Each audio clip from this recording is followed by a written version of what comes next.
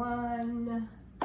Just that little introduction. I want to say welcome to my channel, Brainstorm TV. Previously, Shirley's Channel Chatter.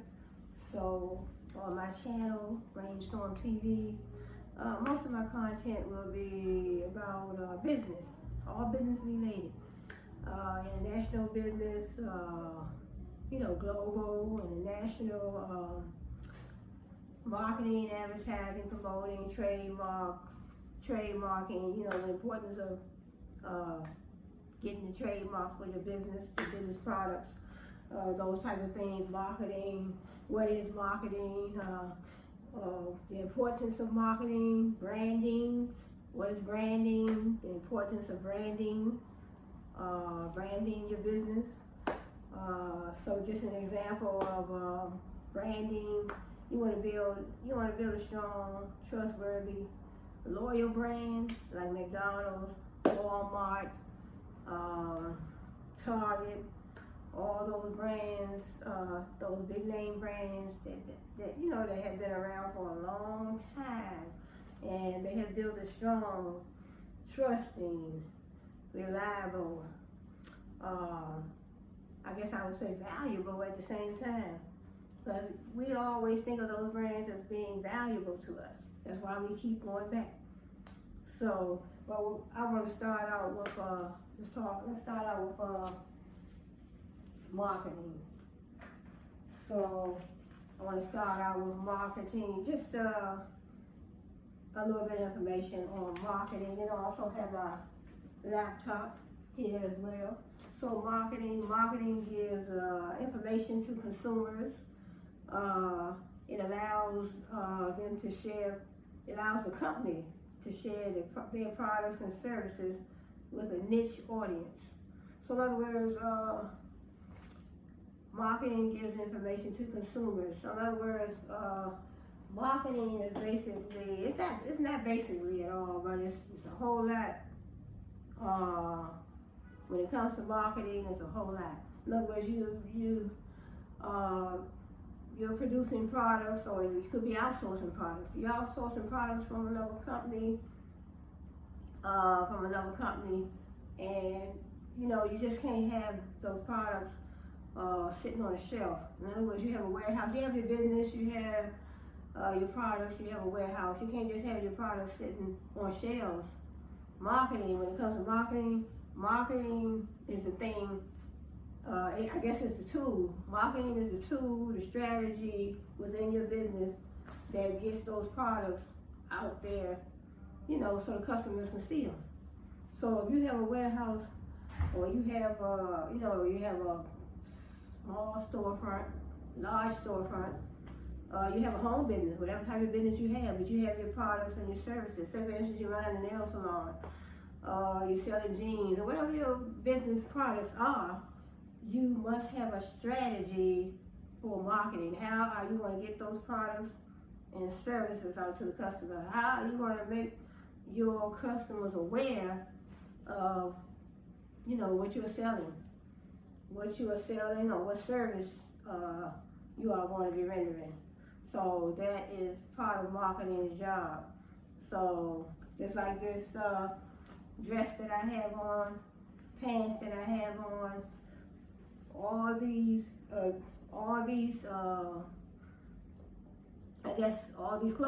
clothing items would not be available to me if it weren't for marketing. Somebody in their marketing department. So somebody in the marketing department made this dress and these pants available to me. Somebody made this microphone available. That's all because of marketing. Marketing is a tool that puts products and services, out there so the customer can be able to purchase. Because if it wasn't for marketing, I would not have found this microphone. I would not have found this dress. I would not have found these pants that I have on. So let me see what else we're saying about marketing. Marketing allows businesses to maintain long-lasting relationships with their audience. So in other words, their target market, their audience. Who are you going to sell to? Who is your target audience? who are your target customers? And then also it says business, they have different types of marketing. We have business marketing, digital marketing, social media marketing. We also have content marketing, direct marketing, communication marketing. So in other words, you have your social media marketing, and you have different social media sites. There's so many social media sites. We have TikTok, we have Instagram, YouTube, Facebook, all those social media sites where you can come up with a strategy. If you are in charge of the marketing department, in your company, or in your company or another company that you may be working for, strategy. You have to have a strategy for marketing. How are we going to get these products and make them available to the customer? So then we also have, I'm trying to read as much as possible that I have on marketing, because I do have some information too on branding. So then we also have marketing establishes an amazing business. Marketing establishing an amazing business is merely the first step. So in other words, is they say marketing is just the first step. No, the first step is establishing an amazing business. So that's the first step, but there's so much more that you have to deal with when it comes to marketing. So in other words, establishing an amazing business is merely the first step. In other words, you open your business and you have your, the proper licenses, and you have your storefront, you have your target audience, your target market that you're going to be aiming to sell to, that you are hopefully are going to get them to purchase from you. So that's the first step. Basically, opening your business, you got your licenses, you got your logos, your labels, you have everything you need, the storefront. So that is the first step. And so it says, keeping customers require marketing. Marketing spans the entire process of delivering a product or service to a customer, from choosing which products to sell and where to sell them, to how to price and promote them. Why consumers should choose you over your competitors. So that's all part of marketing too. So in other words, why customers should choose you over their competitors. What is it about your brand, or what is it about your marketing strategy or your brand that makes the customer want to come to you instead of your competitors? Even though your competitors might have 2 or 3 of them that's selling the same items you are selling, or I would say rendering the same service that you are rendering. So in other words, you a hair salon, and you got there's another hair salon maybe around the corner from where you operate your business, or it could be a barber shop or whatever.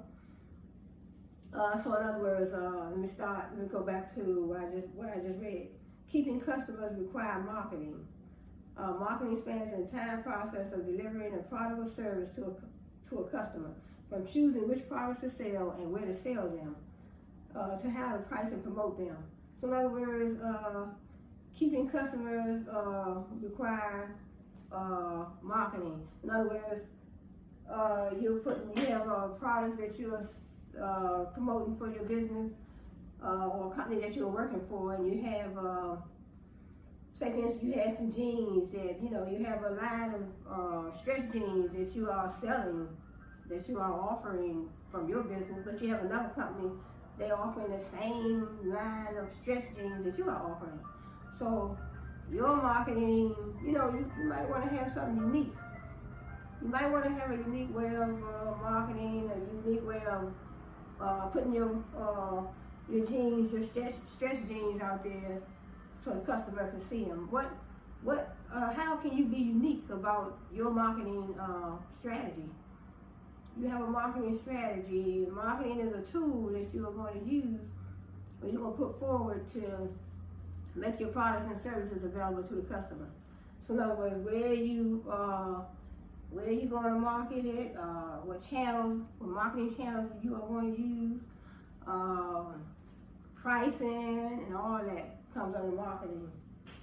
If your prices are, if you're selling stretch jeans and the next company, like I said, a block over, they are selling stretch jeans too, but it's a lot of stuff about their product. You know, when you visualize and you know it's in your mind, and when you visualize their stretch jeans as opposed to your stretch jeans, what do you think the customers are going to say? What do you think the customers are going to decide? You know, what do you think they are going to decide when they see your stretch jeans?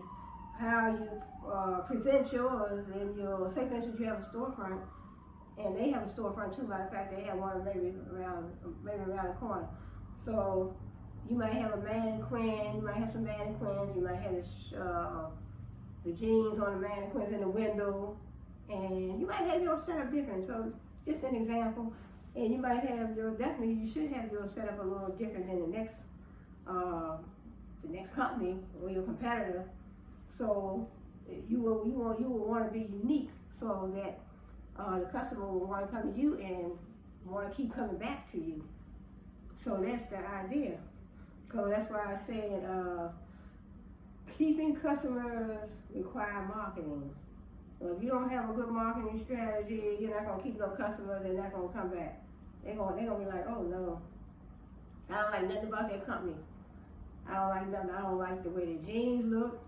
I don't like the material. I don't like the colors that they're offering. I don't like the location. Just nothing about that brand or about their marketing strategy. Nothing about their marketing strategies that I like. You know, you want to be unique when it comes to business. You have to be unique because you want to outdo the competitors. You want the customer to come to you as opposed to going to your competitor. It says, and also, okay, I read all that. Okay, marketing comes in to educate current and potential customers about your business. That's where marketing comes in. So in other words, if you're putting those stretch jeans out there where the customer can see them, you know, you have a website, you have a storefront, however, you know, whatever marketing channels you're going to use, Instagram, Facebook, Twitter, YouTube, Twitch, they have so many different social media sites. So when you put your products out there so the customer can see your products, that's part of marketing.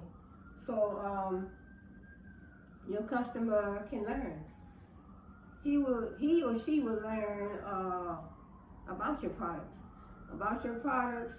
So your products are made available from your website, your other social media sites. So that is familiarizing your customer with your products. So it says potential customers. So marketing comes in to educate current and potential customers. So your current customers and potential customers that you want to attract, that you want you want those potential customers also to come and purchase from you. So also it says, marketing comes in to educate current and potential customers about your business and how it serves a need they have. So in other words, customers are not going to come back. They're not going to come back to your business if they don't feel that you can satisfy a need that they may have. Like this dress I have on, they satisfied me very well because they had a need. They had a need that I wanted to satisfy. I wanted some nice little summery dresses in different colors. So I did purchase about 6 different colors. I think red and pink and green and orange, and this purple here. So I think I got white. I think I got about six different colors. So they did satisfy my need. So I didn't mind going back and ordering again because this is like I've been ordering from them, Wish.com, for 5 years. So they did satisfy my need. That they satisfied my need and my want. Need, I guess I would make it plural. They satisfied my needs and my wants. So I wanted, and I definitely needed. So I needed some, I needed to upgrade. I needed to upgrade and add to my wardrobe. So yeah, I needed to. So they out there with their doors. Yeah, so I needed to upgrade my wardrobe, add to my wardrobe, and so I guess I could say I satisfied a need and a want. But some people might, when they shop, they might say, "Oh, I just want." Some people may need to satisfy both the needs and the wants. But so I wanted and I needed. And it says, okay, marketing comes in to educate current and potential customers about your business and how it serves the need they have. So 9 times out of 10, if a person has a need or want, they may check online and say, hey, I want this, I need me some new pots and pans for my, for my kitchen so I can cook. So they may search online, they may have a need. They may have a need, or they may just have a want. They may just say, I want those particular pots and pans because I've seen them before, or I definitely need a set of pots and pans because I don't have any, and I definitely have to cook. I have to cook on a daily basis, so there may be a need of mine, but then again, it could be a need and a want, because they may have, that particular company may have a particular type of pots and pans that I want, so that's how I go. It could be a need or a want, or it could be either or. And it says marketing comes into educating. Also, you have a website,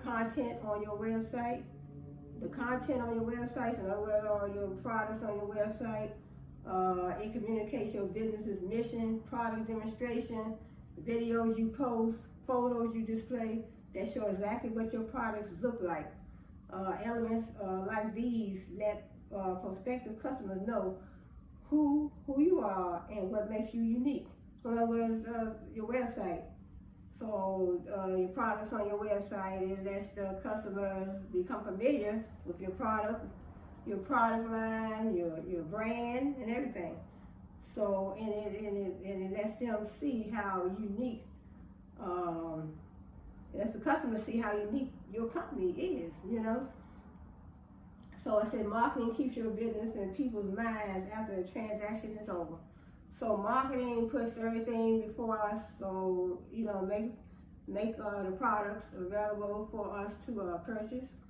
So in other words, when I go online, and say for instance I went online and I found these microphones on Amazon, and so even after I ordered these microphones, the stand and the microphone, so the microphones came separate, this product was still etched in my mind. So it was still etched in my mind. And even these clothing items that I purchased. So that's marketing. And also I think I read the first part, marketing gives information to consumers. Yeah, marketing gives information to us as consumers. Marketing puts the products and services before us. Because not for marketing, a lot of things that we purchase are because of marketing. Even these cell phones, iPhones on. I think I got that from Verizon. So marketing informs customers, potential customers.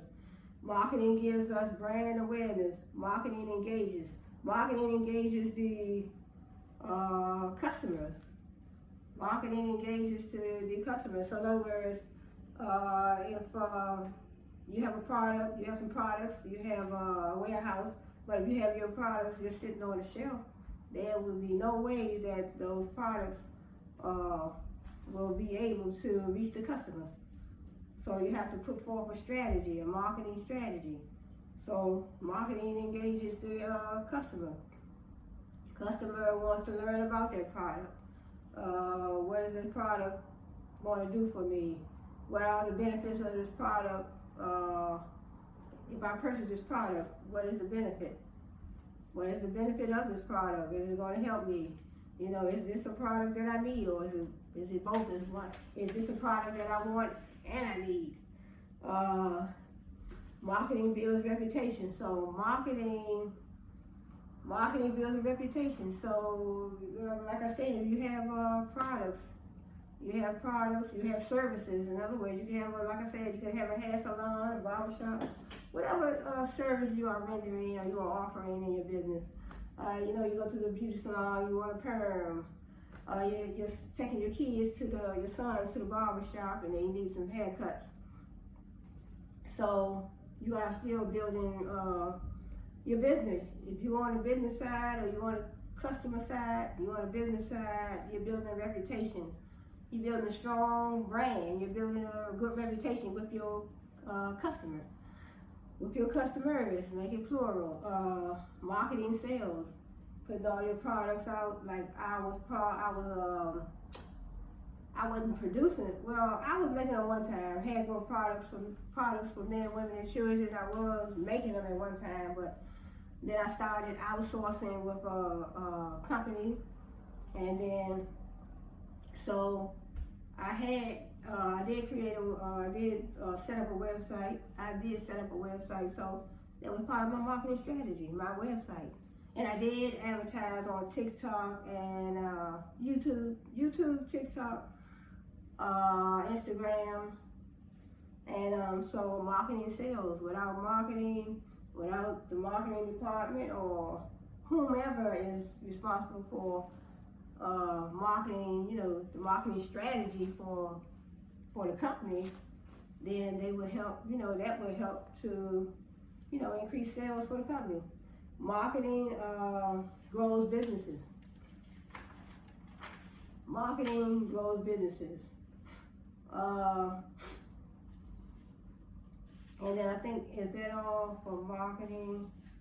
I don't think that's all for marketing. Okay. Oh yeah, marketing increases brand awareness. So when you talk about brands, I'll get into that next. Marketing helps businesses grow efficiently and reach their highest potential. In other words, marketing, other ways to market. I just talked about those social media sites. So we also have, so in other words, you have your Instagram, Facebook, Twitter, YouTube, TikTok, Spotify, they have different musical sites where you put your, music on. So that's part of marketing too. So if you put your music on Spotify and those different websites for music, then you're making your music available to the customer. So we also have postal. We all have postal mail, billboards. We have articles in newspapers and magazines. We have email marketing, social media, as I said, Twitter, Facebook, Instagram, YouTube, marketing, digital ads. You can market digital ads, and also this said blogs and posts online. So in other words, you say, for instance, you're running your business, and you can write up a nice blog about your business. So that's part of marketing too, because it makes, then you're talking about your business, you're talking about where it's located, you're talking about your products, you're talking, different things about your business. You're promoting your brand, and so blogs and posts, you can put a post on Facebook, you can put a post, you can have a website just for your blogs about your business. So there's so many ways that you can advertise your business.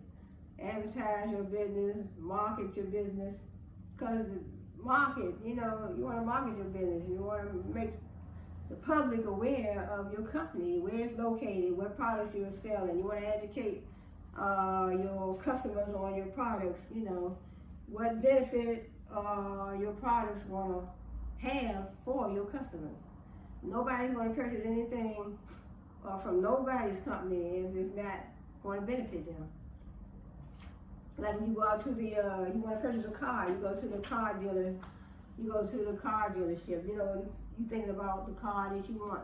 What if you want to buy a BMW? You go to a BMW car dealership. Say for instance you want a Toyota. Like me, I had a 2016 Corolla, purchased it brand new, so I went to a Corolla dealer. Whatever type of car you want to purchase, you might go to that particular car dealership. And so all that's part of marketing too. When they put those cars out there, on those car lots, those car dealerships, that's part of marketing. Those cars are there because of marketing. You wouldn't be able to find nothing. You wouldn't be able to find nothing if it wasn't for marketing. The furniture for your house, like I said, your car, your carpet in your house, the TVs, whatever. Everything that we purchase is because of marketing. Because if you can't purchase nothing if you can't see it. You won't be able to purchase nothing if the company didn't have a strategy to put those products and services, and I always stress services too, and put them before us, in front of us, on their websites, on billboards, newspaper articles, blogs, different places. Marketing may also use market research and analysis to determine where to target certain, where to target new content to add to, where to target, I wrote this, I gotta make sure I can read my own writing, to determine where to target new content to add to the product line. Yeah, research, so marketing research also is good too, because marketing research, it can help companies, the marketing department, the research department, and that company, that particular company. It can also update you on the trends in the market. So marketing research, and then you can learn a whole lot about the, products that you might want to sell. It might not even be a trend in the market. It could be some trends in the market, but still, research can always educate you on a whole lot of things. Educate you on the what the product is supposed to do, different things about the product. So sometimes we all need a little more education about different things. Also, you can benchmark. Get out there, do some research. When you do your research, benchmark. Do some benchmarking, find out what other companies are doing. Like I made an example about the stretch jeans. Do some benchmarking, do some research, do some benchmarking, and find out what other companies are offering these stretch jeans, where are they located, and just learn what you can learn.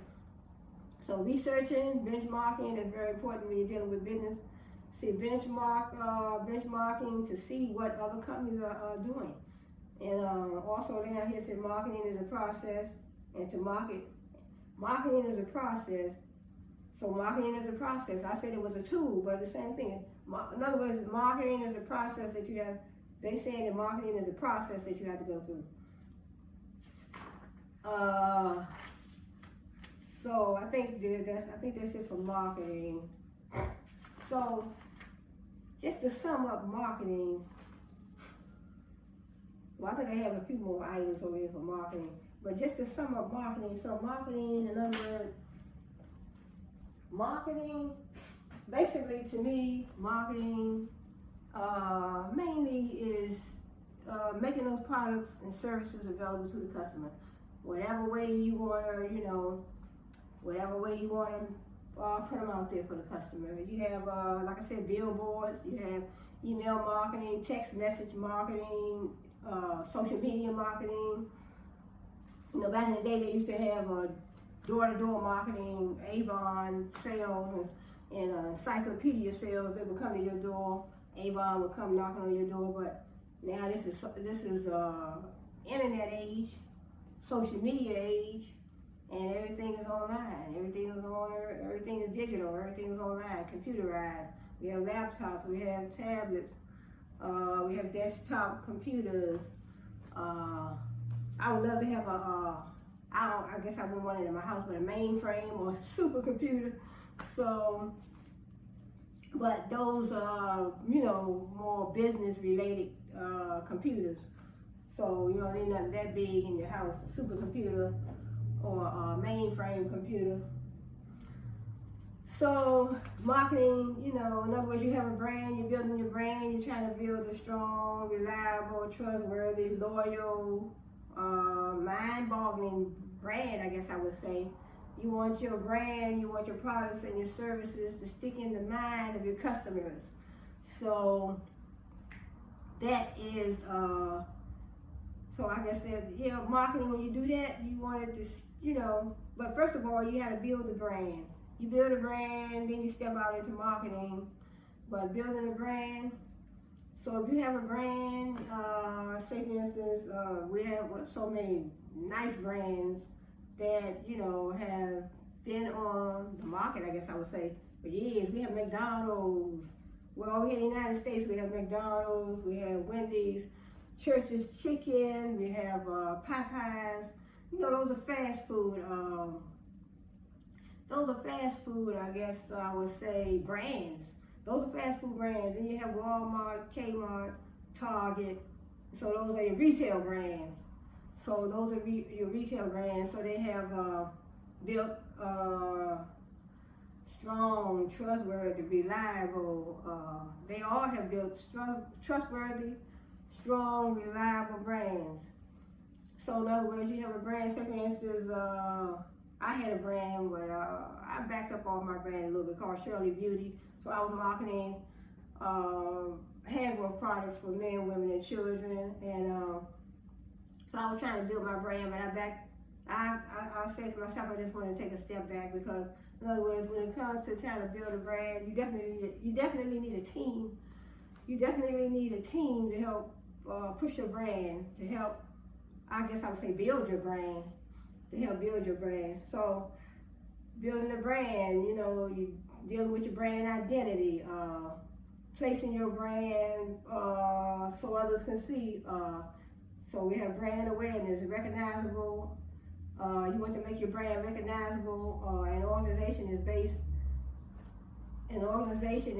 on, so in other words, to make your brand recognizable, it's based on your logo.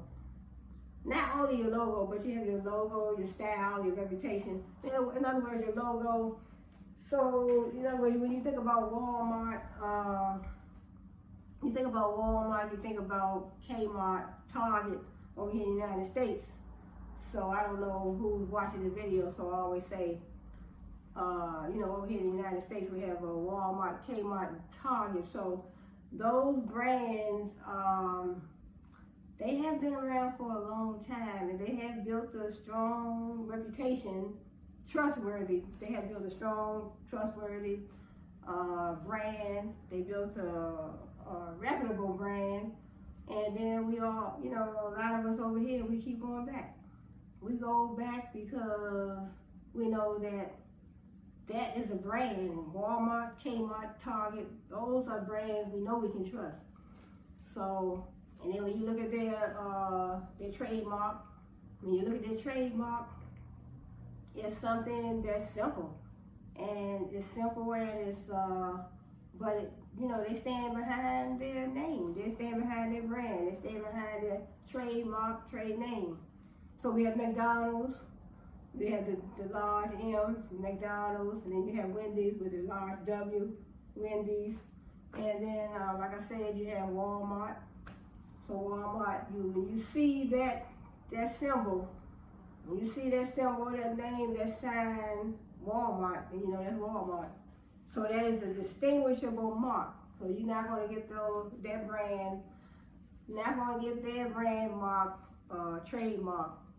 You're not going to get it mixed up with Target or Kmart, because they all have a distinguishable mark for their brand. So brand awareness is important because consumers often want something they are familiar with. So in other words, when I go to Walmart, I'm familiar with the way they have the stores laid out. I'm familiar with Walmart, trademark, trade name, right in front of the store.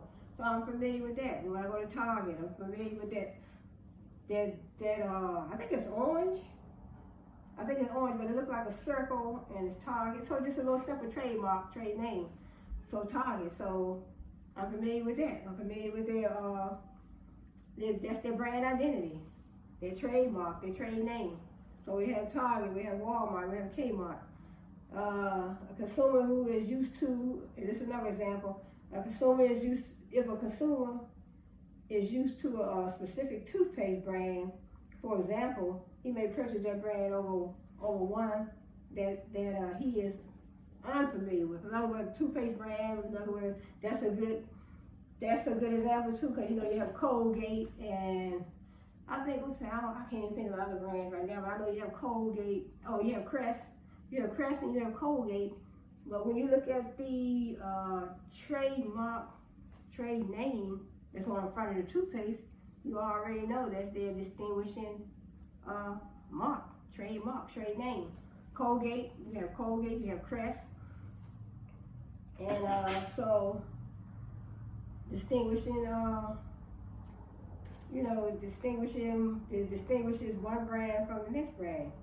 It says developing brand identity is very important. Developing brand identity. So when we're talking about brands, I was just talking about marketing, so we're talking about branding. So developing brand identity, strategizing ways to position your brand. You can use social media to expand your brand recognition. Engagement and communication in person or online interactions to communicate. A business might use to promote its products and services. Engaging with customers or other businesses through social media, email, or customer service. Engagement and communication in person. So if you go, in other words, you might want to go to a particular brand. You go to their website, or you go to their in-person storefront, or you go online. You have a particular company that you want to shop with, so you go to their website. So engaging that's basically letting you engage with the company. So company and the customer. That's why they say engagement and communication. So in other words, in person or even online. Communication. Okay, so something else about marketing. Communication, marketing influences how customers view businesses. So in other words, I'm not going to go back into this. This is going back into some more marketing. But I wanted to get over to branding. So I was talking about it a little bit. So in other words, branding. So we talked about marketing. So marketing is basically making the products available where the customers can purchase. Online, you have your social media sites. So marketing, that comes under marketing.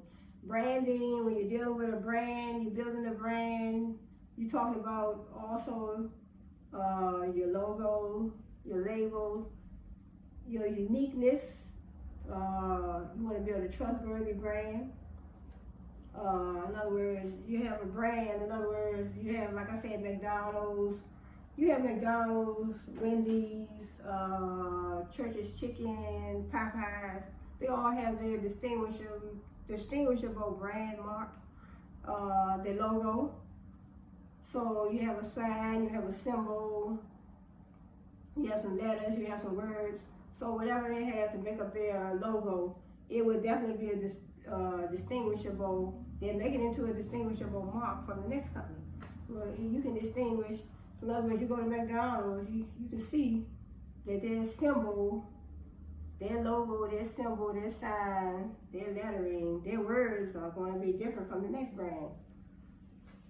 And then also, that is going to be different. Then also, the products may be different. But in other words, when you go to McDonald's, you're definitely going to see those French fries and those burgers and those fish sandwiches. And also Wendy's, you're going to find, but Wendy's don't sell fish sandwiches. So Wendy's just do the French fries and the burgers, and I think they do now Wendy's and McDonald's, I know they both do the salad They both do salads, but Wendy's doesn't do any fish sandwiches like McDonald's. So in other words, it's etched in your mind. You already know the product line. You know, their brand. You know their brand identity. You know, you see you walking down the street, or you riding down the road, driving down the road, and you see their particular trademark, trade name, and you automatically know it's etched in your mind, their product line. You're like, well, I don't want to go over there because, they sell fish sandwiches over there, but Wendy's doesn't sell fish sandwiches, but McDonald's does. So it's up to you. So then those are some of the things just to think about, the uniqueness of that brand.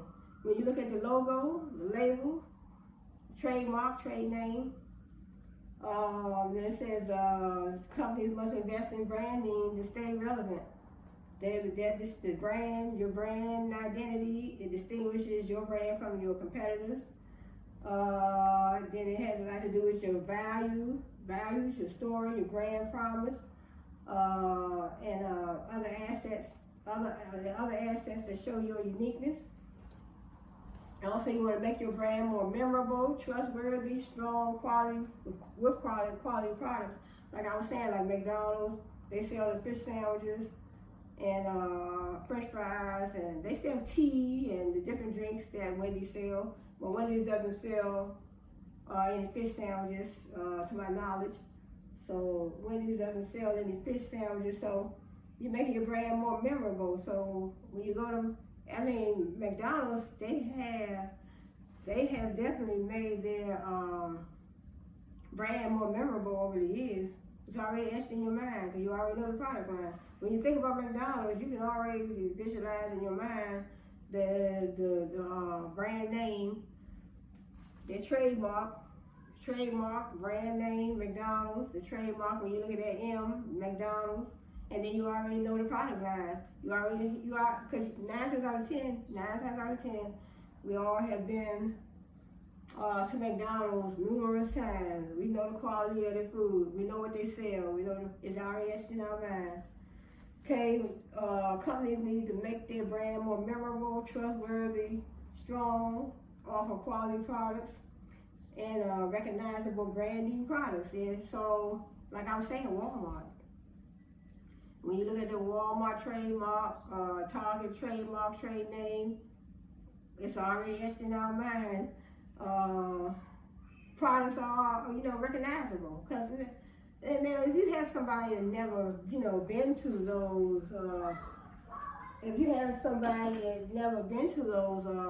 particular stores, then there might be something different. But I already shop. There's probably some stores that I have not even shopped at, like Victoria's Secret. Now I heard about Victoria's Secret, and I heard about I don't know if they closed down or not, but I heard about. I think they closed down, but that is one of the stores that I have never even been to.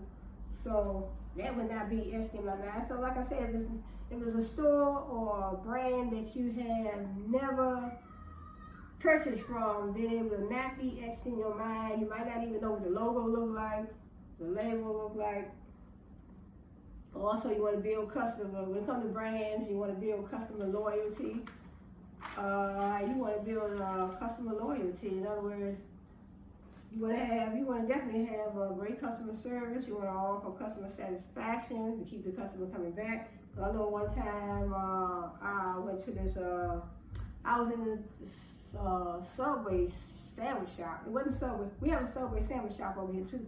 But it was another, I think it was Quiznos. Because in other words, over here in the United States, we have Quiznos, we have Subway sandwich shop, and it's another Subway, there's another store where you can get sub sandwiches, like your turkey sub or your little sub bread. Your turkey sub, your, what else they have? Ham and turkey, whatever type of sub you want, maybe tuna fish or whatever. So I was behind this gentleman, and so he had ordered, she was, the representative, she was packing up his order, wrapping his sandwich and putting everything in his bag, and she packed it so neat. And he was like, "Oh, wow, ma'am, you packed that, you wrapped my sandwich so neatly. I love that." And she said, yeah, I did that because I want you to come back. So I want you to come back. See, so that would be etched in his mind. Or she wrapped up, the place was clean, quality food, quality customer service. So all those things are etched in his mind. Marketing, they had all the juices and the, everything on the menu. That's all part of marketing. Whatever they had on the menu and the prices, and they have, clean floors and customer service. Customer service was great. Customer satisfaction. So she wrapped the sandwich, real nice, professional, So she said, look, I did it like that because I want you to come back. And I was behind him. So I ain't gonna never forget that day. So that's all part of building a strong brand, I would say. So employees are important too. Employees like that, those are the type of employees that you need. You need employees that are going to represent your brand, your business. They're going to represent it. They're going to help you build a strong, quality, trustworthy brand. So employees are very important. So, and another thing, when I was at Australia University, I took a class called, I think it was Business Ethics, where we were talking about, and then I had another class, I think it was called Organizational Business. I think that was a class, Organizational Business, when, we were talking about the employees. We were talking about the employees and how it is important to treat your employees very well. Because if you beat your employees down and you treat them any kind of way, low pay, and talking to them any kind of way, and then when the customer come in, it's going to trickle down to the customer. They're going to treat the customers bad. So we talked about that in our organizational business course. So employees are very important to your company. So see, a strong employer, and also you want a strong employer brand to attract more qualified candidates. So in other words, a strong employer. In other words, the employer has to be on his P's and Q's as well, because he's not going to attract good employees if he's not doing what he's supposed to do, if he's not ethical, morally sound, ethical, everything. He has to be on top of his game as well. Because who wants to work for a company as an employee if the employer is a piece of crap? Nope. So see, a strong employer brand will attract more qualified candidates. Then you're looking at a good, your target audience. So I think that's it for that. Also, when it comes to branding, you want to define your brand personality, qualities your organization exhibits, building an emotional connection and stand out from competitors. So in other words, define your brand personality. So what is your brand personality? You're going to build a brand that, personality that's, the personality, a brand that's nice to the customer. So your brand personality, you want to build that trust, because the customer is not going to trust you if you don't build a strong personality, strong brand personality. So I think that's it. Okay. Well, also I have, it said, if you want to talk about brand assets, it's good to create good brand assets. So your colors, your fonts, your packaging, your slogan, your logo. Packaging is very important. All that is part of your brand. So my definition of branding, if I had to sum up branding, I would say branding is everything about your company. And marketing is like a strategy or a tool to enforce those company products and services. So branding, in other words, everything, how you treat your customers, your logos, your labels, like I said, customer service, branding is everything. Everything about your company. you can't be a company that, in other words, after you get off work, you're treating people like crap. But in the course of everyday business, day-to-day business, you're good in your business. But when business is over, 9 to 5, 5 in the evening, after 5, then you're going out the street and you going to the bar, you're drinking, you're treating people like crap. To me, all that's your personal brand right there. Because I just can't see it, I just can't see nobody doing some, try to build quality in their brand. They're trying to build a trustworthy brand. They're trying to build a valuable brand, a loyal brand. And then, after you get off work, you don't own the company. Even you can be the employee of the company. And after you get off work, you go on, cussing people out. You at a bar, or you out in the street, or you doing a whole lot of stuff. So that's why over the years, a lot of companies, they will check your social media sites, and they check your social media sites. Law enforcement, they check your social media sites. So they tell your social media sites tell a whole lot about you. That's why I don't get on with a few of them, and I try to be reputable on all my social media sites. Try to be honest and ethical, reputable. Try to be a reputable person, because those things follow you. People get on social media and then talking about the wrong things. People getting on there telling the crimes that they committed and toting guns. I don't want to say that, but on social media. So you have to realize that nowadays everything is recorded. Even when you walk out in the street, camera lights up in lampposts and, Ring doorbell cameras, and so you are being recorded. So you have to be mindful of these type of things. And even when you go to work, 9 times out of 10, cameras on the job, probably in every room. You don't see them, but they're there. People have cameras on in their homes now, so everything nowadays is being recorded. So it's very important. So like I said, building a brand. Building a strong, reliable, trustworthy brand. You wanna be the same person you are on a job as you are when you get off that job. You don't want to be nobody. You don't want to be a person that's talking to people in any kind of way, cussing people out. And sometimes we have to walk away from things. And pick your battles wisely. So I know we all get mad from time to time, but sometimes we have to move on, walk away from certain things. If you can walk away, walk away. Okay, let me see. And also it says, I already talked about that. Yeah, be consistent, as I was saying about getting the getting your products and services etched in your customer mind. It said be consistent, focus on getting your brand and brand products etched in your customer's mind. So that's part of building a strong brand trustworthy, reliable brand to keep the customer coming back. So you don't want to be a company that has, in other words, you selling.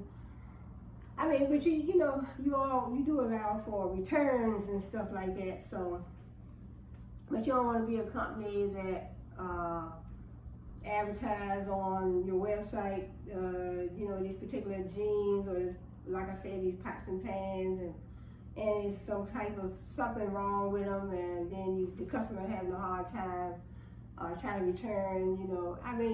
All those you have different departments that will take care of those type of things.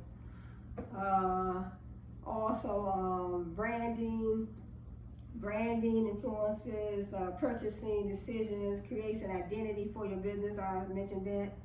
So your brand is your brand identity. In other words, you have McDonald's, that would be a different in your mind, and then it would be a different perception from Wendy's. You have McDonald's. You have Wendy's. You have Church's Chicken. You have we used to have like a Kentucky Fried Chicken place over here in the United States. So we had, you would see a different brand. There would be a different brand identity. So when it comes to your business, you will always have a different identity. Your brand, you want to be able to have that identified, like I said, that trademark.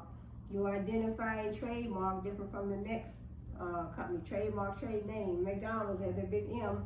McDonald's, that's their trademark trade name. And we have Wendy's with the big W and spelled out Wendy's. So their trademark trade name is going to be their distinguishable mark, and from the next company, and it gives them the exclusive use.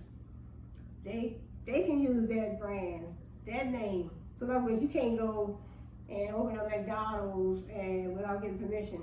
So you can't go open a McDonald's, and because you have to have permission, and you don't want to, be sued because that's their trademark.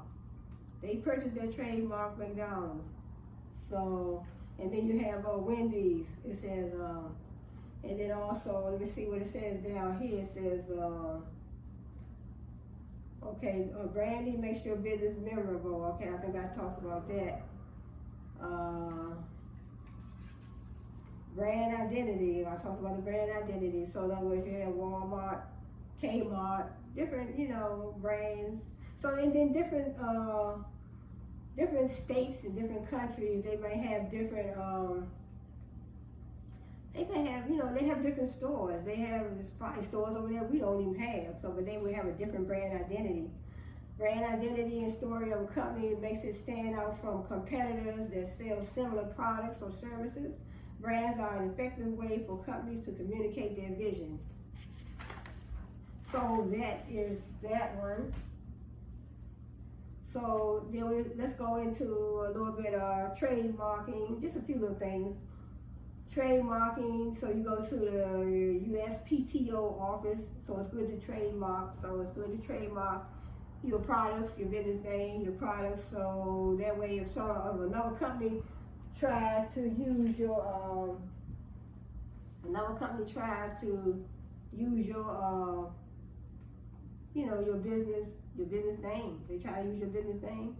If you have a trademark for their business name and your products, trademark your products, your business name, then you can sue. You can sue them. You don't want nobody, so they say the trademark is good to have. In other words, you're going to register your business anyway, but it's still good to trademark your business products and your business name. So you trademark your business name, trademark your business products. So when you do that, if you don't want nobody selling your products and making money off your products. You don't want people making money off your products. So that's good to trademark your business name and your business products. So in other words, trademarking important. The importance of trademarking. It conveys a message about your brand, what it does, how the products make you feel. Say for instance, we have Nike Just Do It, because I have some Just Do It Nike shirts too. So they don't want nobody else using their Just Do It trademark and making money on their brand. So that's the Nike brand, Just Do It. So we know Jordan is under that brand as well. So it says then we have a slogan. So they had this slogan trademark, Just Do It. Then they had this other slogan, like a good neighbor, State Farm is there. So they had that trademark. So if somebody else try to use Just Do It or like a good neighbor, State Farm is there, then they could be sued because you can't go make money off somebody else's trademark. Trademark protects the brand's goodwill. Trademarks are nationally recognized. So trademarks are nationally recognized. In other words, you can, you still need your business licenses, in your state. In your state, you see what licenses you need for your business. You need your operating license. You may need that. You definitely need an occupancy permit. Different licenses that you need. You need a registered agent. You need a registered agent, so I think that's every month you have to pay that. Then you have to renew your business license I think it's every other month, depending on your state. So trademarks, in a trademark you have an exclusive right of stopping another company or individual within the U.S. from using your trademark to sell the same products and services, as I was saying, same products and services to the public, regardless of successfully registering your business with your state. So in other words, if you can register your business with your state, and but if you have that trademark, they're saying the trademark is more beneficial because you can use the trademark in all 50 states. And then you can have a business in another state, but you don't have to register your business in another state if you have that trademark in that first state. That's what they're saying. They say trademarks, you have exclusive right of stopping another company. That's why I say trademarks are nationally recognized. Trademarks, this is something I just learned when I did my little research today. Trademarks are nationally recognized. So in other words, you have a trademark in one state, you don't have to go and you don't have to go and register your business in all those the other 49 states, I guess I would say.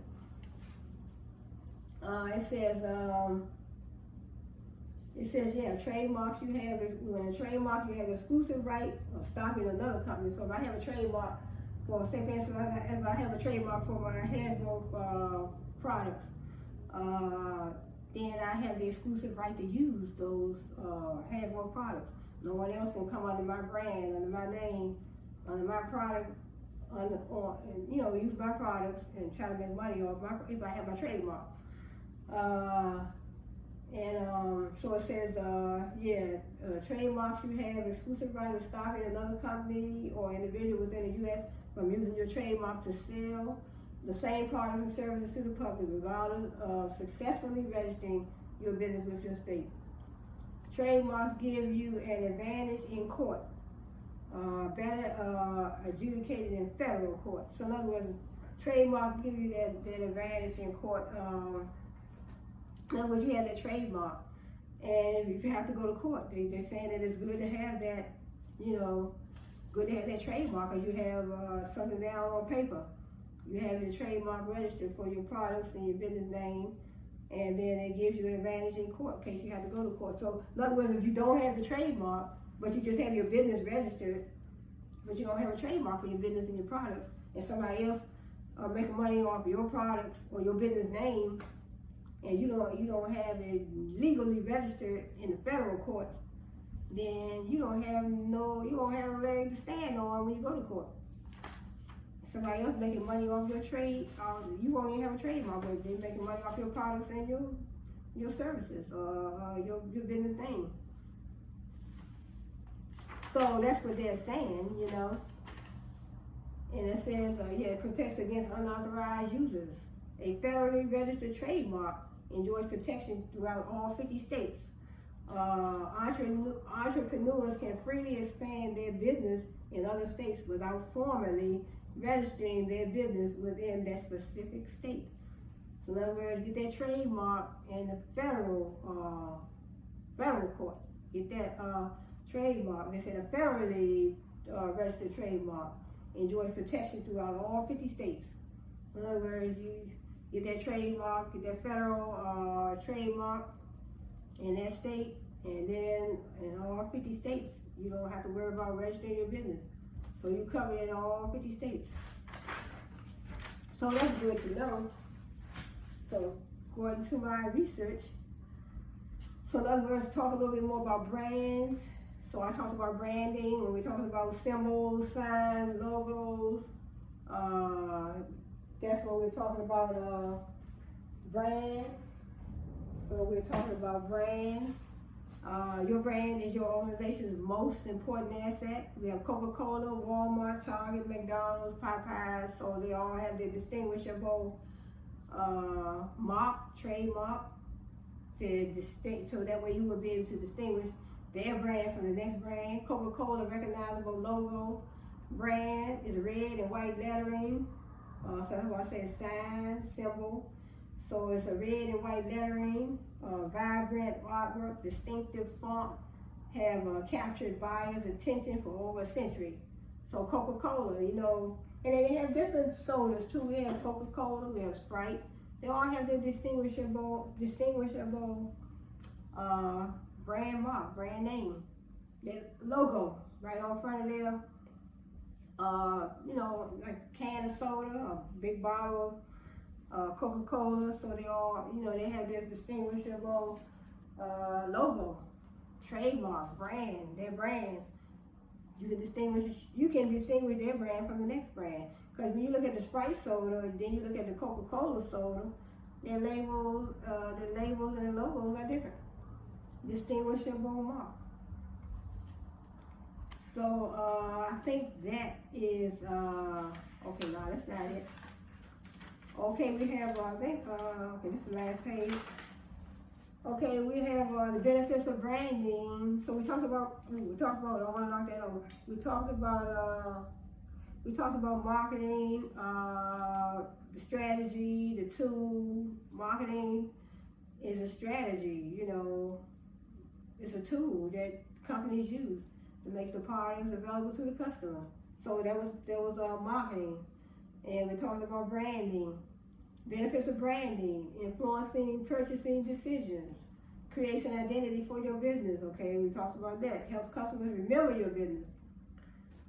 So branding, if you have built a strong, trustworthy, reliable brand like Walmart, you look when you riding down the road, walking down the street, you see that big W, Walmart spelled out. That's a trademark, trade name.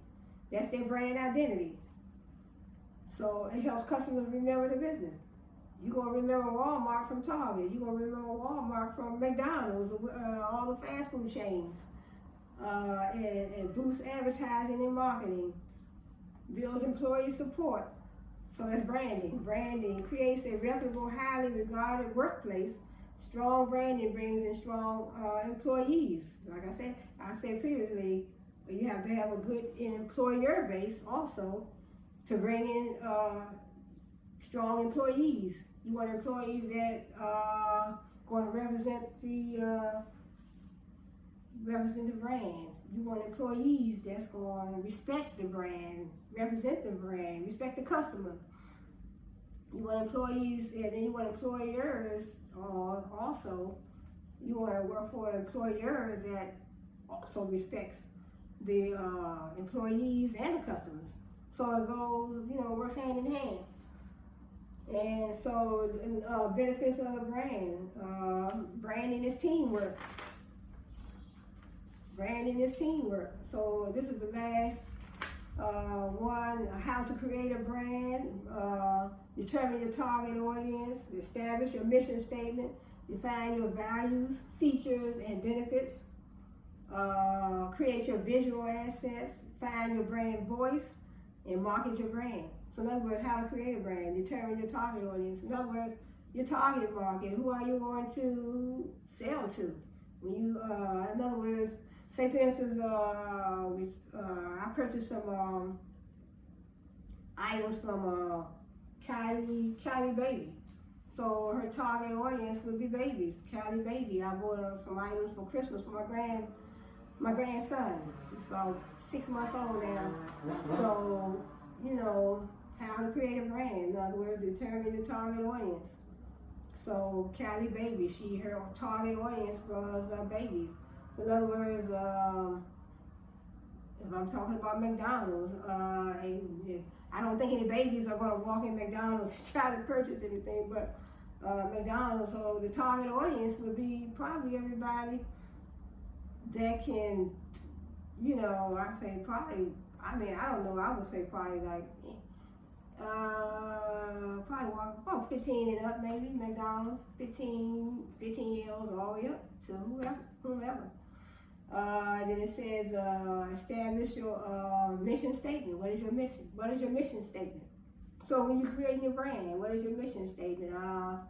You want to satisfy the customer. You want to build a strong, trustworthy brand. You want to make a profit in the next 5 years. You want to, You want to offer college. You want to offer college tuition for employees that stay with the company for 2 years. Whatever your mission statement is, and then you have to determine what your mission statement is. So define your values, your features, and your benefits. So what are your values for your company? You value great customer service. You value loyalty. You value great work teams. You value a company. I guess I would say quality products. You value quality, having and making quality products. You value hiring great employees. So whatever your value system is, you value, we don't want no smoking on our premises. We don't want no loiterers hanging around our company. Whatever your value for your company is, your features and your benefits. What benefits do your company offer your customers and your employees as well?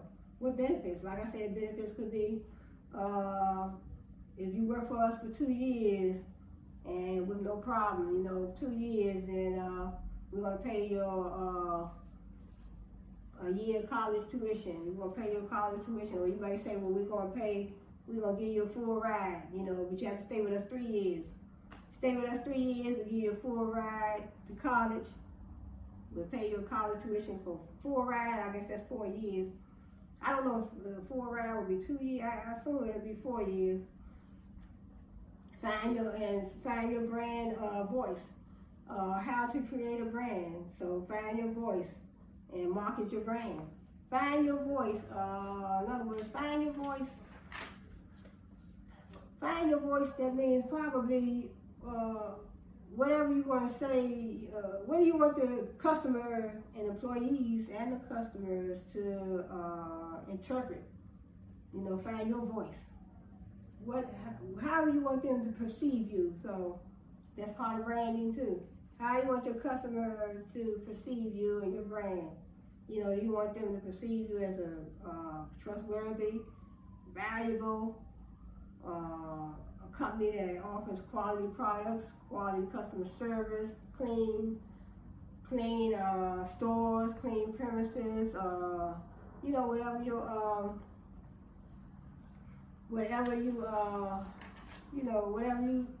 voice. Whatever, I guess I would say, to me, it says find your brand voice, your brand. Your brand to me is everything. Like I said, your logos, your labels, customer service, how you treat your customers, on and off the job. You won't have no customers off the job, but how you treat your, how you go about your everyday life, because you never know when people are going to see you. You running a company, and then,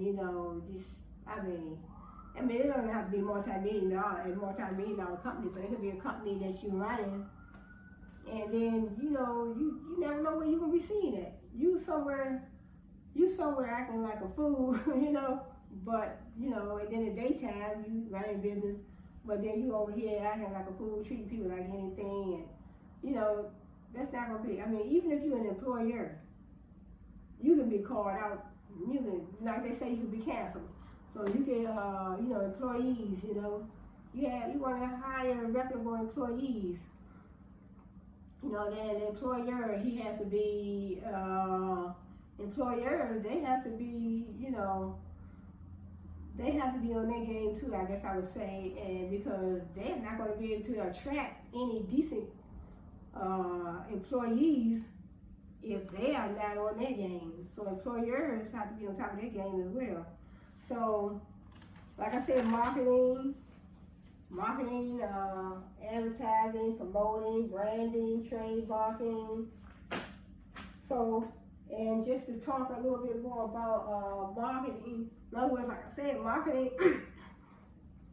When it comes to marketing, putting products out in front of the customer so the customer can, purchase. So me as a customer, like I said, Wish.com, Amazon.com, there's so many places, even Poshmark.com, because I had items on Poshmark. So it's so many sites, so many places that you can purchase. So that's all. That's all because of marketing. And these books that I purchased. So if it wasn't for marketing, I wouldn't have been able to find these books. So I have this book is called Born into Crisis. So this book is called Born into Crisis, and this book is my cousin's husband wrote this book. And then I have Michelle Obama, The Light We Carry. So I purchased both of these books on Amazon.com. So, like I said, this book right here is this is the book that my cousin's husband purchased. So it's called The Light We Carry, and it's a nice book. So his mom. So like I said, marketing. Marketing is like I said, it's a tool. It's a strategy. So without marketing, I would not have been able to find this book and my other book by Michelle Obama. So marketing places the items in front of us so we can purchase. So whether it's a website, whether it's a social media site, Target, Walmart, Kmart, Amazon, all those sites. So this book right here, and this is my cousin's husband, Kenneth Nixon Jr. So check this book out. It's a nice book. So it's about his mom. He grew up with his mom. She was mentally ill. She was mentally ill, and he grew up. He just gives some nice stories of his, get some nice encounters of how he grew up and what he had to deal with. So dedicated. So it says, I'm dedicating this book to my father, Kenneth Nixon Sr. And so it's a nice book. So he goes in and talks about, my stories. So my stories. So he talks about Garfield Apartments, premeditated assault, refugee, unannounced visit, how are you doing, sweetheart? The Cookie Monster, different chapters, Texas Hold'em, fighting for his life. And so this is a good book, so check it out, Amazon.com. And this is, so it says, real talk, writing a memoir was hard. I had to sift through some good but more bad memories to find a focus for my story. And sometimes that meant leaving out details or other stories because the stories would take the book down a different path. Cherry picking specific stories felt weird and unnatural. But that process helped to ensure everything included in this book was purposeful, and the stories that aren't included, they're still part of my life. Even if the stories did not make the final cut, it wasn't always easy to make those decisions, but I think they were necessary to create a memoir that was honest and true to my experience. The stories that didn't make it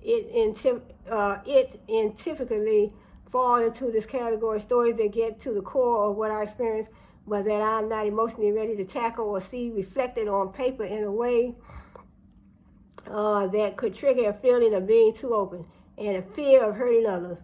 I could get there one day, but that day is not the day.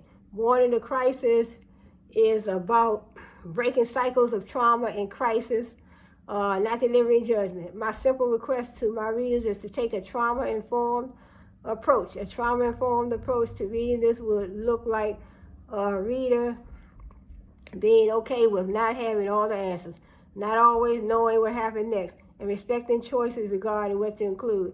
This also means being aware of the potential triggers that can cause you or someone else to become traumatized or feel re-traumatized. It means approaching the subject with sensitivity and care.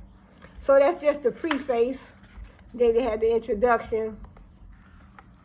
So I'll read a little bit. This is the introduction. But this is a nice book, so Amazon.com, so it's a lot of stories. It says, I can't help but feel that my life has been predetermined by the events that occurred on the day of my birth. It says if some greater power had a plan for me, and no matter what I did, I was destined to end up right where I am today, advocating for the transformation of the mental health system in America. I was born into crisis. My father found me in my mother's apartment lying on the floor, wrapped in newspaper on the day I was born. Ain't that something? The day he was born. He observed my mother, Ramona, sitting in the corner of the living room near the kitchen, withdrawn and stiff. She had bitten off part of the umbilical cord. So in other words, he's sitting in the corner. His dad found him. No, he was sitting on the floor. Mom was sitting in the corner. She had bitten off part of his umbilical cord. Ramona was diagnosed with bipolar, and bipolar 1, and paranoid schizophrenia, among other illnesses. She suffered from severe mental illness for most of her life. Her mental illness was something that I grew up having to navigate and learn to cope with at an early age. So in other words, he had to cope with it at an early age. That was his mom. It said, I never knew what it was like to have a normal family life. There were always arguments and threats of violence between my parents, who never married. Come to think of it, they never actually dated. It's much more accurate to say they had a one night stand and just happened to have a child together. It never was clear how my father came to know Ramona was pregnant with me. Ramona was well known in the community because of her mental health challenges. Everyone knew who she was, even my granny Elizabeth, my father's mother, who always talked about how she used to see Ramona walking around town and would say to herself,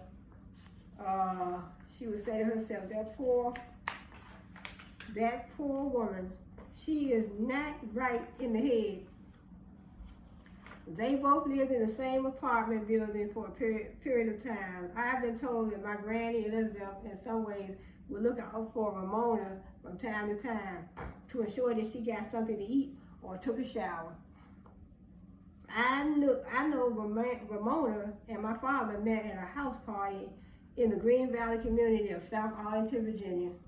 My father was upfront with me about being under the influence of alcohol when he and Ramona connected at that party.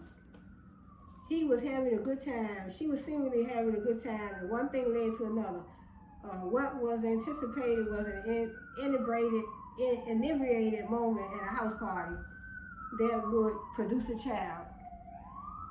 I'm a biased storyteller. This memoir is my best recollection. This memoir is my best recollection of events and conversations as they unfolded with all the emotion and bias intact.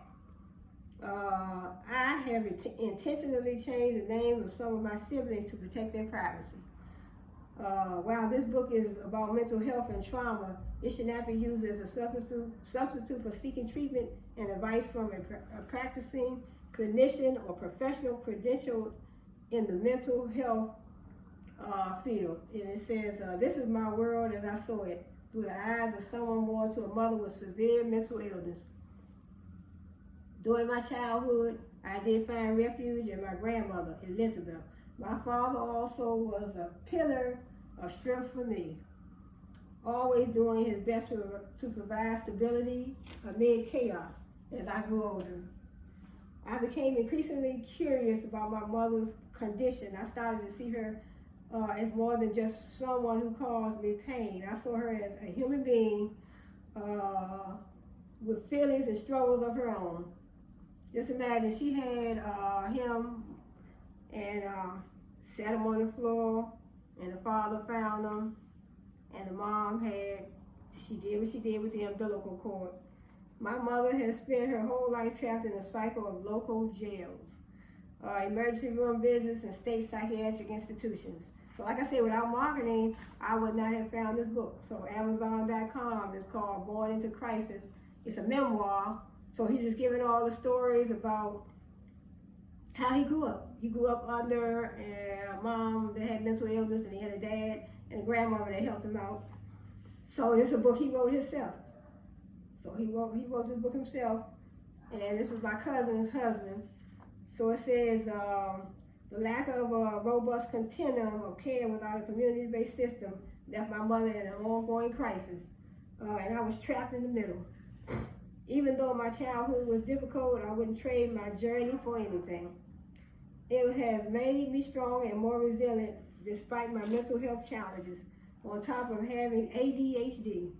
And now that I'm a parent myself, I can better understand and empathize with the challenges my father faced raising me. He simply could not protect me 24/7 from my mother or her mental illness. As much as he tried to provide for me and make me feel loved, there were times when I felt like he didn't know how to connect with me emotionally. Looking back, I now realize he was just trying to do his best.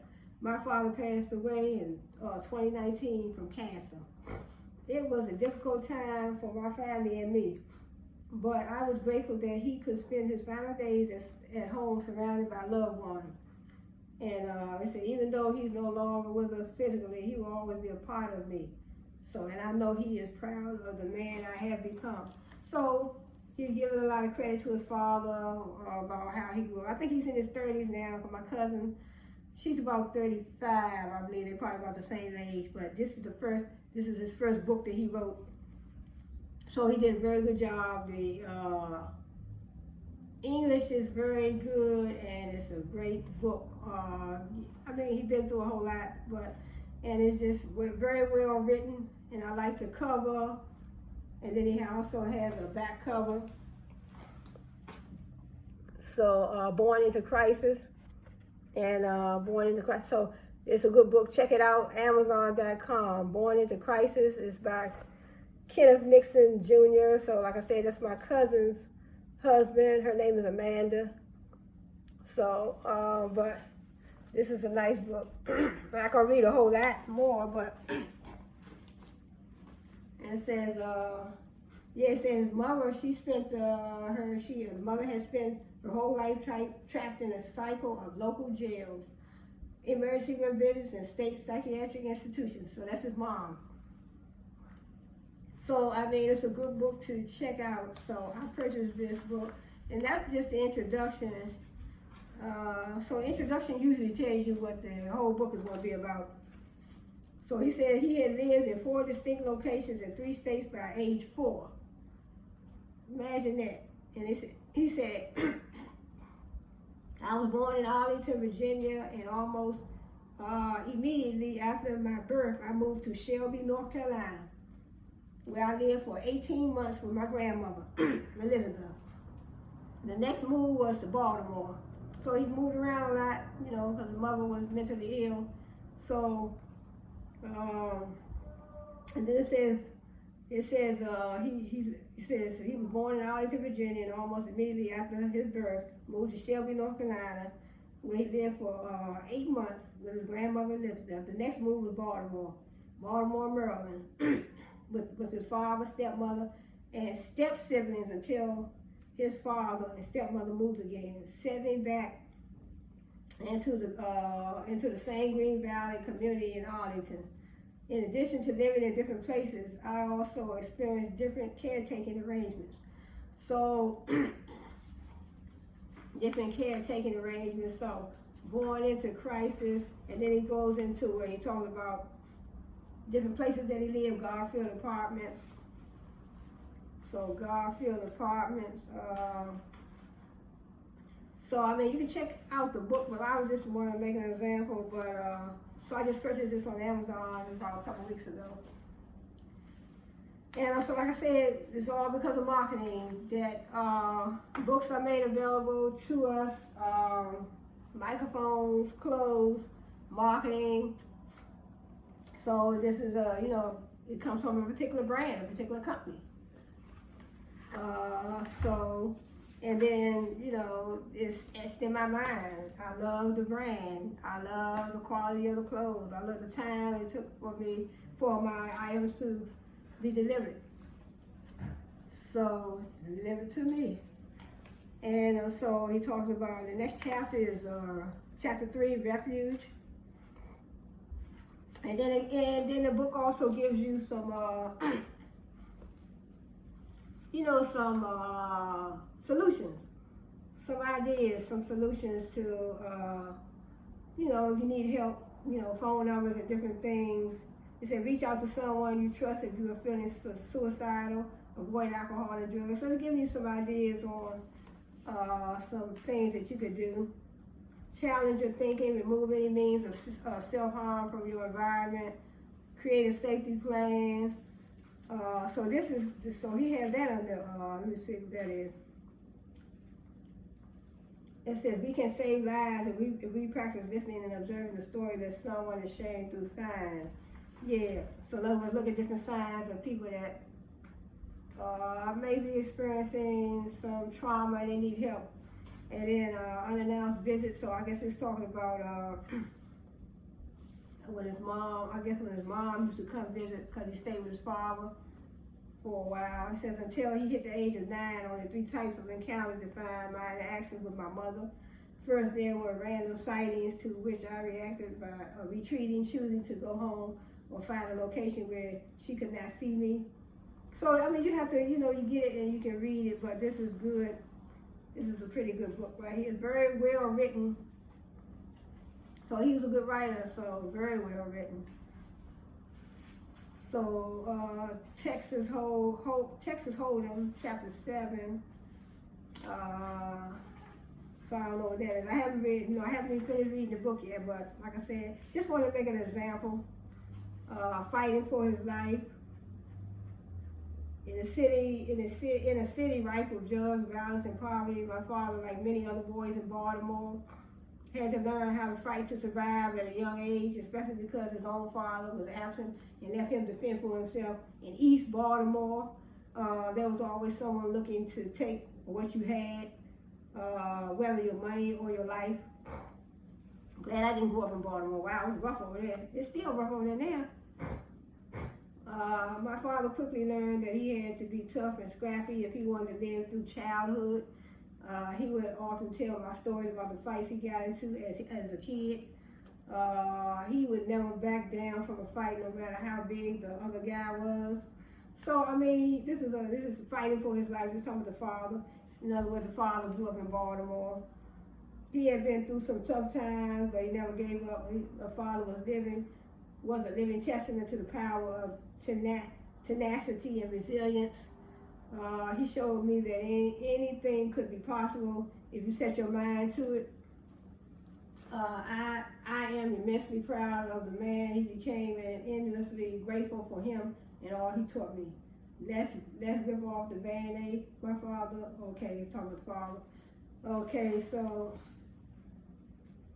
he said when my father learned of his first diagnosis and began chemotherapy treatment, so talking about the father when he got sick later on in his life. But so this is a good book, like I said. In different chapters, I think it's 24 chapters. It says where I am now. When I became an adult, the dynamics of my interactions with my mother changed in some ways, while in others they remained the same. One of the most significant changes was that I no longer have immature reactions or traumatic experiences when interacting with her. What I mean by immature is the natural reactions of a child or a teenager that are not based on logic or reason, but raw emotions. For example, a child might throw a tantrum because they want candy, while a teenager might slam the door in their parents' face during an argument. These reactions are not malicious or intended to hurt anyone, but they are immature. As an adult, I no longer have these reactions when interacting with my mother. Invoking my mother's name doesn't send me into an emotional tailspin like it did when I was younger. Feelings of resentment and anger no longer bubbled up to the surface when I heard her voice. Seeing her face no longer makes my heart race or my stomach drop, and there was a huge relief, a relief that signaled to me that I was in a healthy place and that I better understood how to interact with my mother as an adult. While my emotional reactions towards my mother changed as I grew older, some things remained the same. For example, I still needed to be guarded and skeptical when talking to her. I still had the urge to hold back and not share everything with her. So in other words, check out the book. So in other words, to tell you about, meditation techniques, breathing, guided visualizations, gratitude, so-called Born into Crisis, and interfaith community organizing. So it says mental illness is a complex issue that requires a comprehensive approach, including but limited to government support. I propose that to create a systemic change we desperately need in America, we must build power through interfaith community organizing. This type of organizing allows us to tap into our communities more in a spiritual center in a way that can be transformational. When we focus on building power through interfaith organizing, we can bring together people of different races, religions, and socioeconomic backgrounds who may not otherwise interact with one another. We can have honest conversations about race, religion, and class in America, which are sorely lacking in this country. And most importantly, we can build relationships of trust and respect for one another. These relationships are the foundation upon which we can begin to create systemic change. Community organizing is not a new strategy. It has been used effectively in the past. The civil rights movement of 1950s and 1960s was successful in large part due to the work of community organizing. Community organizing. Yes, indeed. Rosa Parks, Martin Luther King, so everything was organized. And it had to have some type of organization, just like today. We have to have organization. If things are not organized right, then it's going to be calamity. Another was that love and nonviolence should be our guiding principles. Like Dr. Martin Luther King, he wanted to do everything the nonviolent way, but then at the end, lastly, we must work together to create a beloved community. The issues and challenges will change with the times, but the power required to bend that proverbial arc of history toward justice will always come from the same place, our relationships with one another. I became an interfaith organizer because the mental health system in America is in dire need of transformation. Our society has unconsciously criminalized mental illness for too long instead of providing holistic care to those suffering in crisis. This approach has led to increased mass incarceration of people, particularly people of color, disproportionately affected by mental illness and addiction. There's no powerful, well-financed lobby for the mentally ill in America, and behavioral health is always the first to go when economics require budget cuts. What if we could build a community-based mental health system in this country that's focused on early intervention, treatment, and crisis health services rather than punishment? What if we could provide wraparound services that address the underlying causes of mental illness and addiction rather than simply treating the symptoms?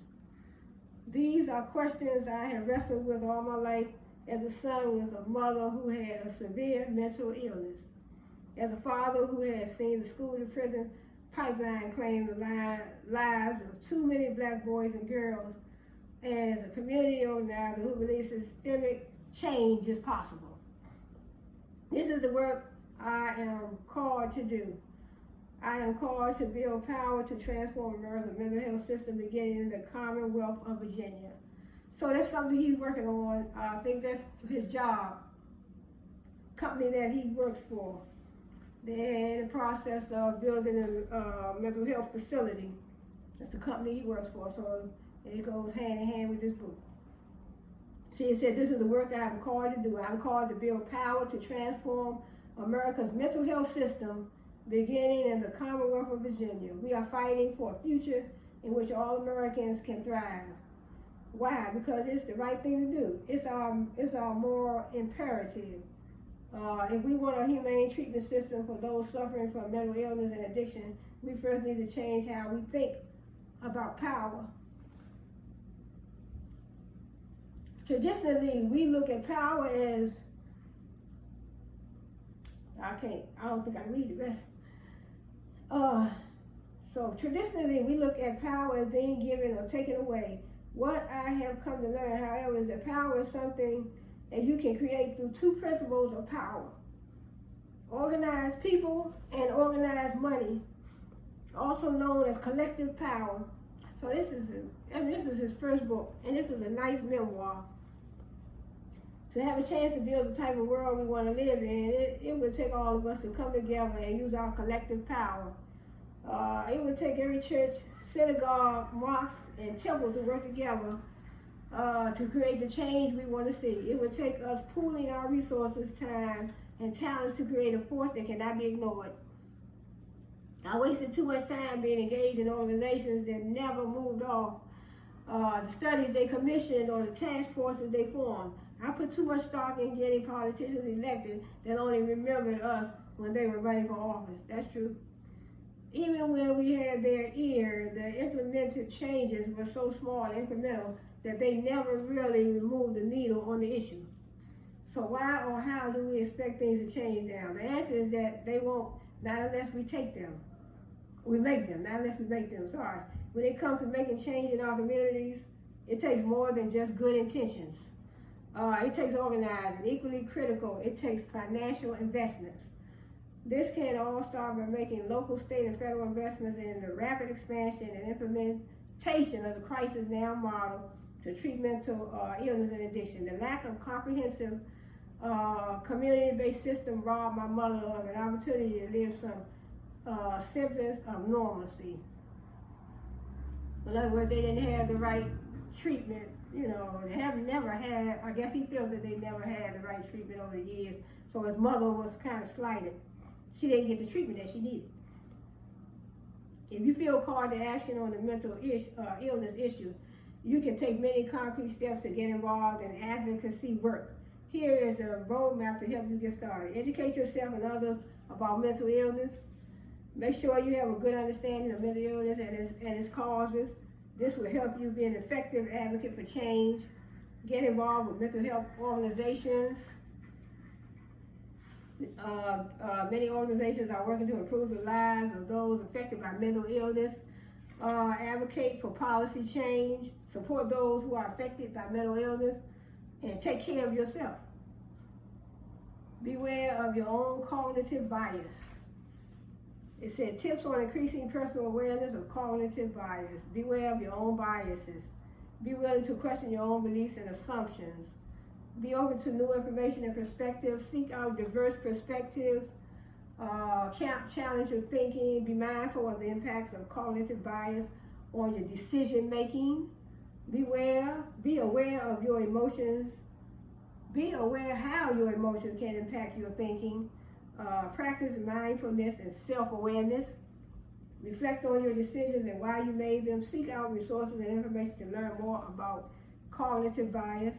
Understand the concept of organized power.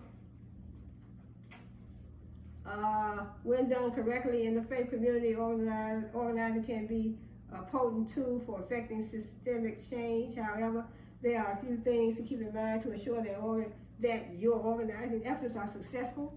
Keep your focus on relationship building. Don't try to do too much too quickly. Because organizing is a long-term process. Trying to accomplish too much in a short period will likely result in frustration and burnout. Be patient. Change doesn't happen overnight. That's true. Nothing happens overnight. Sometimes it takes years. Be flexible. Organizing is an ever-changing process, and you will need to be flexible to adjust to the constantly shifting landscape. Have faith. So I'm not going to read too much more. So like I said, this is 24 chapters, and then in the back it gives you, it gives you in the back, I think it's, so help, help. If people need help, if somebody needs help, then they can, he has information in the back of the book. federal, state, and local government, increase federal, state, and local funding for mental health services. So it's a lot of stuff in the back, information in the back. In a faith advocacy organization. So it is a nice book. It talks about private organizations. So conclusion, the world as it is versus what it should be. That's the conclusion. He says, I remain hopeful that we can build a world more resilient to mental health challenges by working together and supporting one another, by increasing access to high quality mental health services. We can help ensure everyone has the opportunity to thrive regardless of what life throws their way. Too often we find ourselves stuck in our own way, unable to move forward because we're too busy holding on to the past. Yeah, sometimes we have relatives that we're mad at and, hold on to the past and, we hold on to the past. Somebody say something wrong to us and then we like, you know what, I'm X them out of my life. He said, my mission has been to do my best since becoming a husband and father, to set an example for my children. While I am imperfect, deeply flawed, even my heart and focus are always on fighting to create the space for them to write their own narrative, a narrative grounded in their sense of purpose, hope, and possibility. When my sons were born, I swore to do whatever it took to ensure they always knew they would love, no matter what. Yeah, I know his sons, his 2 little sons. I think one is 8, and the other one like 4. My cousin's husband, he wrote this book. That is a promise I will continue to keep for the rest of my life. Mental health is a battle for anyone with the blessing of life here on earth. We all face stress, anxiety, worry, grief, and trauma. That's true. It simply manifests differently. It manifests differently on some people. Some people can't deal with it. It manifests differently. It says it manifests differently for everyone and at different points in life. I see a future full of hope and possibility for my children and my grandchildren. A world where ordinary folks don't accept the status quo as their reality, especially a status quo harmful to our mental well-being. The work for mental health justice continues. It's been my honor to work with many incredible people fighting for mental health justice. I've seen firsthand the power of community and connection and healing. So I'm not going to read too much more of this, but the American dream is an idea that has been ingrained in our society for decades. The basic premise is that anyone, regardless of race, creed, or social status, can achieve success and prosperity through hard work and determination. While this ideal has always been somewhat of a myth, the reality is that systemic racism, classism, and other forms of discrimination have made it difficult for many to achieve the American dream. So in other words, this is a good book right here. So I am so proud of him. Oh, this is him right here. So that's him right here. This is the author. So check out the book. And yeah, so that's him.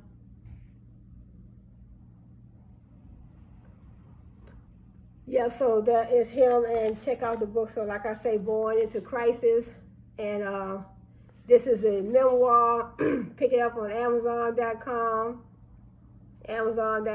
So I am so proud. This is a good book. So he talks about, he's married to my cousin. Actually, she's my second cousin, so her mother's my first cousin, but he's married to but this is a good book. Check it out, Born into Crisis, Amazon.com, and I also picked up, I ain't gonna read too much about this, I also picked up Michelle Obama's book, The Light We Carry, so this is a good book too, so check this out. I read a few pages in the front, but I have to finish reading both of these books. So, The Light We Carry, Overcoming in Uncertain Times, Michelle Obama. So this is a good book too. So The Light We Carry. Let me see if I can.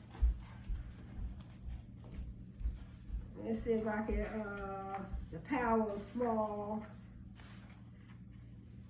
At some point when I was a child, my father started using a cane to keep himself balanced when he walked. So in other words, she started out talking about her family when she grew up, you know, when she was a little girl. Her and her brother used to play a lot.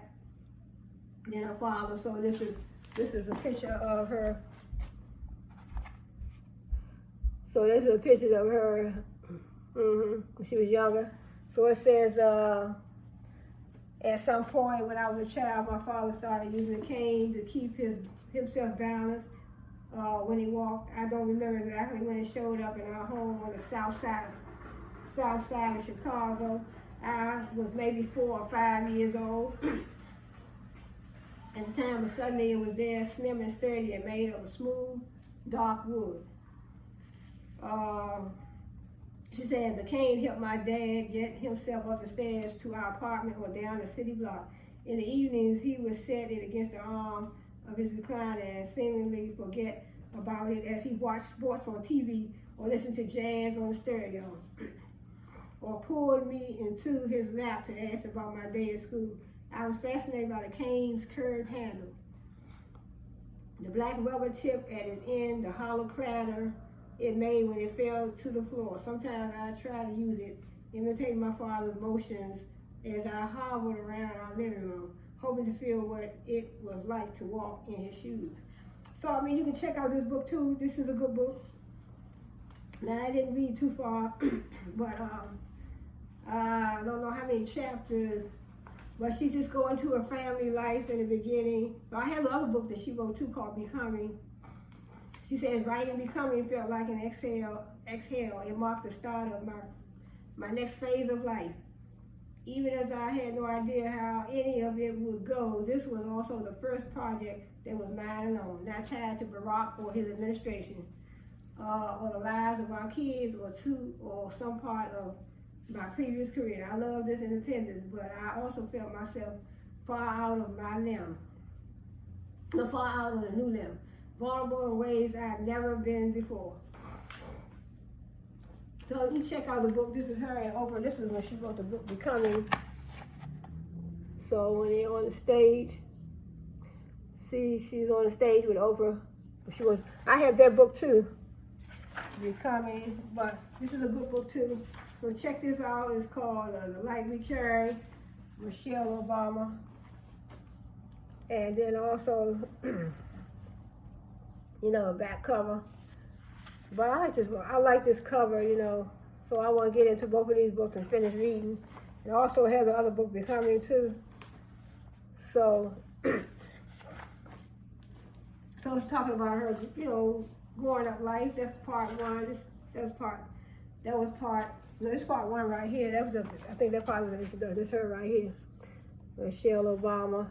So like I said, marketing. It's all because of marketing that these books were made available to me. So that's marketing's job. So without marketing, you will not be able to find anything that you need.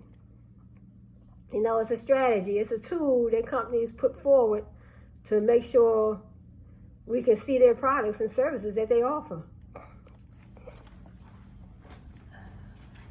So that's Michelle Obama, and so check out these two books, and so I'll be getting different books that I'll probably be mentioning. But this book, I think it's like a couple hundred pages long. But so I'm going to end this video because it's going on 2 hours long. Have a friend named Ron who begins his day by saying hello to himself in the mirror. So I read part of this. He does this without irony, and he often does it out loud. I learned about this not from Ron, but from his wife, Matrice. Matrice says that she has awoken to the sound of her husband delivering a hearty early morning greeting to his own reflection over the bathroom sink. So in other words, she has a friend named Ron. He stands in front of the mirror. So I mean, I think that's a good idea. So that way you can see how you see yourself before somebody else sees you. It says, Matrice imitates him perfectly as wives so often do. And I, her voice channeling his voice, you can hear the blast of fresh affection Ron finds for himself at the start of a new day. So he steps in front of the mirror every day before he starts his day. He is full of warmth. It sounds as if he's saying hello to a beloved coworker or an old friend who's turned up out of the blue, as if he's pleasantly surprised by the person who has shown up to join him forever, for whatever the day holds in store.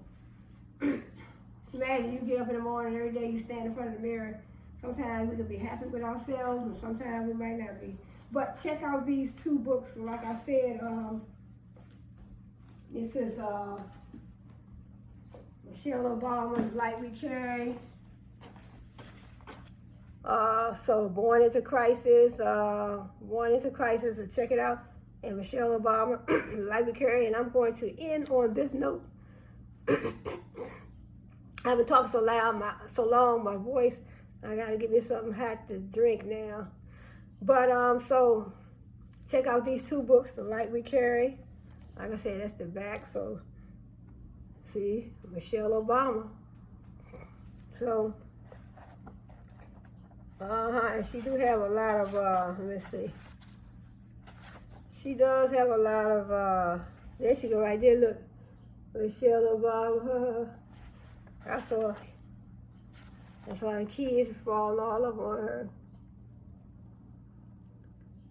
So check the book out, Amazon.com, The Light We Carry, and Born into Crisis. So this is a good book. Like I said, his mom had mental health issues, and but it's a good read. Very well written. English is good.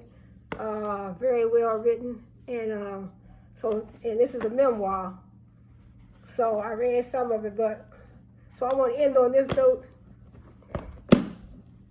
I want to say thanks for joining me, and hope to see you on the next video. So I'll be going live probably. I think I'm scheduled to go live sometime next month, but who knows? I may go before then, and I'll be talking more about marketing, and I want to get a lot of input from my viewers when they come up to talk. So you all have a blessed one, and I hope to see you on my next video. So check out these books, like I say, Amazon.com, The Light We Carry. So like I said, without marketing, I would never have been able to find these books. So Amazon.com, that's part of marketing. Making the products available for the customer. So I found it on Amazon. Also Walmart, Barnes and Noble. So that's the marketing's job. But so you all have a blessed one, and I hope to see you on my next video. I want to see you on my next video. So have a good one.